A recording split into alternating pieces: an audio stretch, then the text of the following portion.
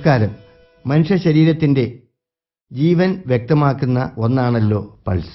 അതുപോലെ തന്നെ നമ്മുടെ സമൂഹത്തിൻ്റെ നാഡീസ്പന്ദനം തിരിച്ചറിയാനും അതിൻ്റെ ജീവൻ കൂടുതൽ അന്വർത്ഥമാക്കുന്നതിനും വരും വർഷത്തെ നമ്മുടെ പ്രവർത്തനങ്ങൾക്ക് കഴിയട്ടെ എന്ന് ഞാൻ ആഗ്രഹിക്കുന്നു. വരും വർഷത്തെ നമ്മുടെ സ്ലോഗൻ ഫീൽ ദി പൾസ്.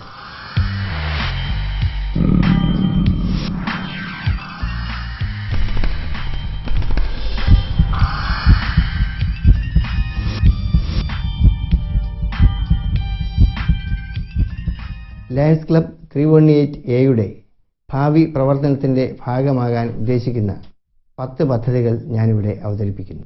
ഈ പദ്ധതികളെല്ലാം തന്നെ സാധ്യതാ പഠനത്തിന് ശേഷവും അതത് മേഖലകളിലെ വിദഗ്ധരുടെ ഉപദേശങ്ങളും നിർദ്ദേശങ്ങളും അനുസരിച്ചുമാണ് തയ്യാറാക്കിയിട്ടുള്ളത്. ഇവയിൽ ചിലത് 2014-15 കാലയളവിൽ പൂർത്തീകരിക്കപ്പെടേണ്ടവയും മറ്റ് ചിലത് ദീർഘകാല അടിസ്ഥാനത്തിൽ ഫലപ്രാപ്തിയിൽ എത്തിച്ചേരേണ്ടവയുമാണ്. ഈ പദ്ധതികളിന്മേൽ ക്രിയാത്മകമായ നിർദ്ദേശങ്ങളും അഭിപ്രായങ്ങളും പറയുന്നതിനുള്ള സ്വാതന്ത്ര്യം നിങ്ങൾക്കേവർക്കും എപ്പോഴും ഉണ്ടെന്നുള്ള കാര്യം ഞാൻ ഓർമ്മിപ്പിക്കേണ്ടതില്ലല്ലോ. ആശ്രയം. അശരണരും വികലാംഗരുമായിട്ടുള്ള സ്ത്രീകളെ ഉദ്ദേശിച്ചുള്ള ഒരു പ്രോജക്റ്റാണ് ആശ്രയം.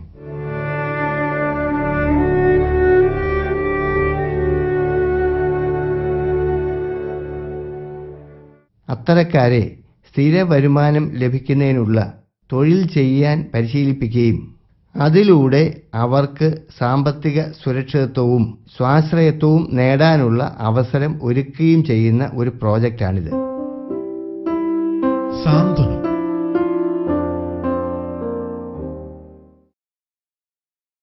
വികസനം തൊട്ട് തീണ്ടിയിട്ടില്ലാത്ത ഉൾനാടൻ ഗ്രാമങ്ങളെ അല്ലെങ്കിൽ കോളനികളെ ഏറ്റെടുക്കുന്ന ഒരു പദ്ധതിയാണിത്. ദുർഘട സാഹചര്യങ്ങളിൽ ജീവിക്കുന്ന കോളനി നിവാസികളുടെ സമഗ്രമായ ഉന്നമനമാണ് ഈ പദ്ധതി കൊണ്ട് ലക്ഷ്യമിടുന്നത്. കാരുണ്യം. നിർധനരായ വൃക്കരോഗികൾക്ക് വേണ്ടിയുള്ള ഒരു പദ്ധതിയാണിത്. കാരുണ്യം. ആരോഗ്യമേഖലയിൽ പ്രവർത്തിക്കുന്ന ധാരാളം സ്ഥാപനങ്ങളുടെ നിർലോഭമായ സഹായ സഹകരണങ്ങൾ ഈ പദ്ധതിക്ക് ലഭിക്കുന്നുണ്ട്. സ്പന്ദനം. സൗജന്യമായോ ചുരുങ്ങിയ ചെലവിലോ ഹൃദ്രോഗ ചികിത്സ ലഭ്യമാക്കുക എന്നതാണ് ഈ പദ്ധതിയുടെ ഉദ്ദേശ്യം. അതുപോലെ തന്നെ വിവിധ സ്ഥലങ്ങളിൽ ഹൃദ്രോഗ നിർണയ ക്യാമ്പുകളും സംഘടിപ്പിക്കാൻ ഉദ്ദേശിക്കുന്നുണ്ട്. ആലയം. വീടില്ലാത്തവർക്കൊരു വീട്, അതാണ് ഈ പദ്ധതി കൊണ്ട് ഉദ്ദേശിക്കുന്നത്. ഏകദേശം 20ഓളം വീടുകൾ നിർമ്മിച്ചു നൽകുന്ന ഒരു ബൃഹത് പദ്ധതിയാണിത്. പ്രത്യാശ. പാലിയേറ്റീവ് കെയർ അഥവാ സാന്ത്വന ചികിത്സ എന്നതാണ് ഈ പദ്ധതിയുടെ ലക്ഷ്യം. കഠിന രോഗങ്ങൾ കാരണം വേദന അനുഭവിക്കുന്നവരും മരണാസന്നവരുമായ രോഗികൾക്ക് ശിഷ്ടജീവിതത്തിൽ സന്തോഷം നിറയ്ക്കാനുള്ള ഒരു എളിയ ശ്രമമാണ് പ്രത്യാശ എന്ന ഈ പദ്ധതി. നന്മ. അംഗൻവാടികൾ ഏറ്റെടുക്കുന്നതിലൂടെ മനുഷ്യത്വപരമായ ഒരു സംരംഭമാണ് നന്മ എന്ന പദ്ധതി നടപ്പാക്കുന്നത്.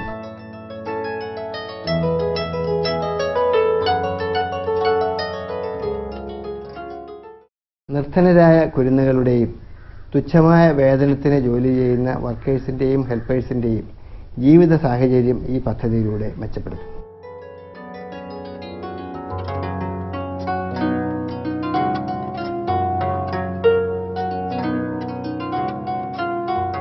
തകർന്നു വീഴാറായ അംഗനവാടികളുടെ പുനരുദ്ധാരണവും കുട്ടികൾക്ക് മെച്ചപ്പെട്ട പോഷകാഹാരം വിതരണം ചെയ്യുന്നതുമാണ് ഈ പദ്ധതി ലക്ഷ്യമിടുന്ന മറ്റ് 2 കാര്യങ്ങൾ. ശ്രദ്ധ. പ്രാരംഭ ദിശയിൽ തന്നെ ക്യാൻസർ രോഗികളെ കണ്ടെത്തുകയും അവർക്ക് വേണ്ടുന്ന ചികിത്സാ ചെലവുകൾ നിർവഹിക്കുകയും അതുപോലെ തന്നെ സാമ്പത്തികമായി പിന്നോക്കം നിൽക്കുന്ന വിധവകൾക്ക് വേണ്ടുന്ന ആരോഗ്യ ഇൻഷുറൻസ് പരിരക്ഷ ഏർപ്പെടുത്തുകയുമാണ് ശ്രദ്ധ എന്ന ഈ പരിപാടിയിലൂടെ ഞങ്ങൾ ലക്ഷ്യമിടുന്നത്. പ്രതീക്ഷ. യുവശാക്തീകരണം. യുവജനങ്ങളാണ് നമ്മുടെ രാജ്യത്തിൻ്റെ സ്വപ്നവും ഭാവിയും.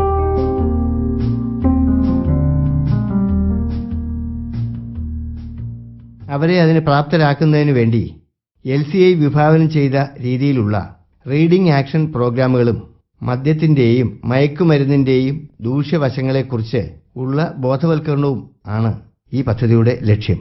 ഇതിൻ്റെ പ്രവർത്തനം പ്രധാനമായും കേന്ദ്രീകരിച്ചിട്ടുള്ളത് ക്യാമ്പസുകളിലാണ്. അന്നദാനം. അഗതി മന്ദിരങ്ങൾ, സർക്കാർ ആശുപത്രികൾ തുടങ്ങിയ സ്ഥലങ്ങളിൽ സൗജന്യമായി ഒരു നേരത്തെയെങ്കിലും ഭക്ഷണം നൽകുക എന്നുള്ളതാണ് ഈ പദ്ധതിയുടെ ഉദ്ദേശ ലക്ഷ്യം.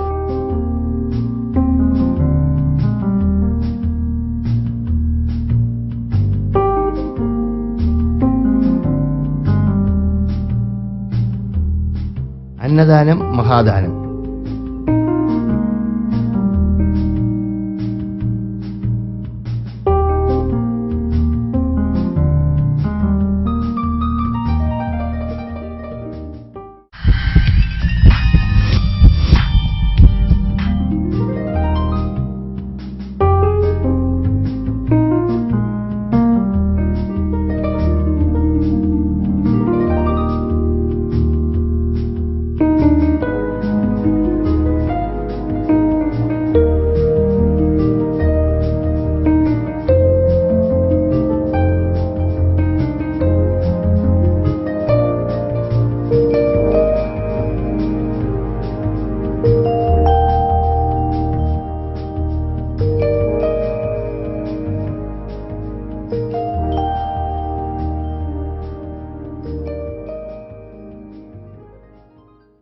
ഞാനിവിടെ അവതരിപ്പിച്ച 10 കർമ്മപദ്ധതികളുടെ നടത്തിപ്പിനായി എന്നോടൊപ്പം സഹകരിക്കുന്ന പ്രധാന സഹപ്രവർത്തകരെ ഞാൻ നിങ്ങൾക്ക് പരിചയപ്പെടുത്താം.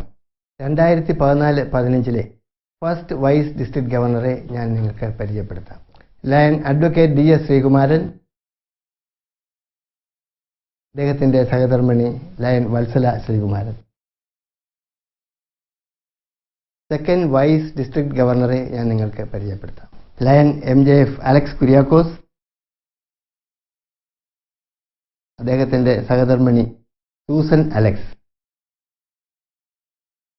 നമ്മുടെ ക്യാബിനറ്റ് സെക്രട്ടറിയെ പരിചയപ്പെടുത്താം. ലയൺ ഷാജ് മോഹൻ.